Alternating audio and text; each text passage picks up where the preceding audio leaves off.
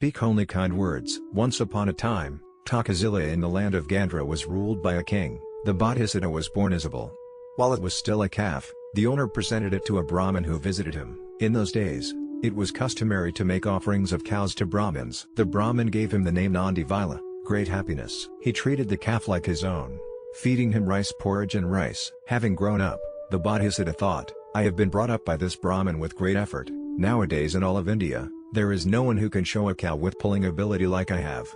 What if I prove my strength to repay the Brahmin who has nurtured me? So one day he said to the Brahmin, Brahmin, go to the place of some merchants who are rich in flocks, and bet 1,000 coins that your cow will be able to pull 100 carts and their cargo. The Brahmin looked for a merchant and got into a conversation about which cow was the most powerful in the city. Oh, the cow belongs to him, or the cow belongs to him, replied the merchant. However, added the Brahmin, no cow in this city can match the strength of my bull. He said, I have a bull that can pull 100 carts and their contents. Where can such a cow be found? The merchant laughed. I have it at home, replied the Brahmin. Let's make a bet. Very well, replied the Brahmin, and bet 1,000 pieces. Then he filled 100 carts with sand, gravel, and stones, and tied the carts together, with one cart behind the other. He tied the wire to the axle of the wagon in front with the spare wheelbar. When he was done, he bathed Nandivisala, gave him a measure of fragrant rice, hung a garland of flowers around his neck, and tied it to the first cart in the series of carts. The Brahmin himself sat on a pole, waved a stick in the air and shouted, Now, evil cow!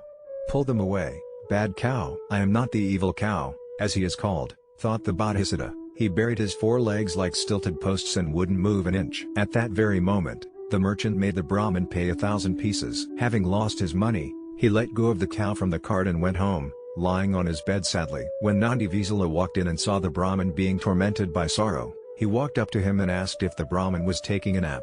How can I sleep when 1,000 pieces of my money have been won? Brahmin, as long as I have lived in your house, have I ever broken a pot, or blackmailed people, or made a mess? Never, my son. Then why do you call me an evil cow? You should blame yourself, not me. Go ahead and bet 2,000 coins this time. Just remember not to mistake me for the bad cow again. Hearing these words, the Brahmin went in search of the merchant and placed a bet of 2,000 coins. Just as before, he chained 100 carts together and tied Nandivisala neatly and nicely to the first cart. If you ask how he tied the cow, well, he did it this way.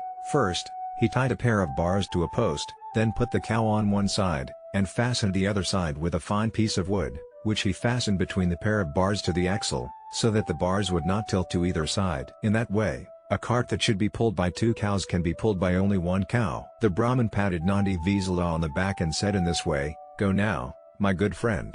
Pull the wagons, my good friend. With one jolt, the Bodhisatta pulled the wire tied to the 100 carts until the last one stood when the first one began to move. The merchant, who was rich in cattle, paid the Brahmin 2,000 pieces of money for losing the bet. The people who saw the incident gave some money to the Bodhisatta. All the money was given to the Brahmin. Thus, he gains great benefit because of the Bodhisatta.